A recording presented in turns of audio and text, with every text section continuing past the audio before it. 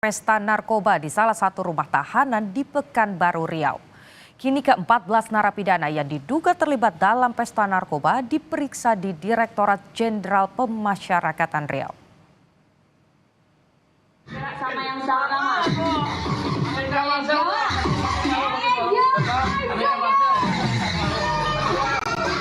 Dalam video itu sejumlah narapidana tengah asyik berjoget saudara dengan suara musik yang sangat keras layaknya di diskotek.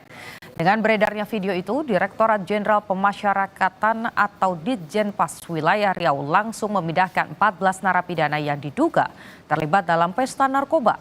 Pemindahan itu dilakukan untuk melakukan pemeriksaan terhadap napi terkait dari mana narapidana mendapatkan narkotika.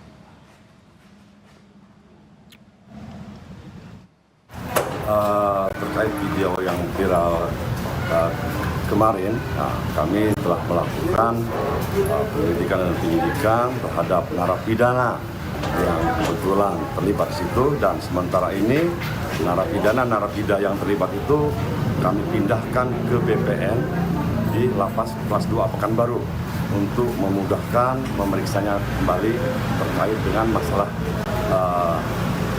video tersebut. Kita ke informasi yang lain.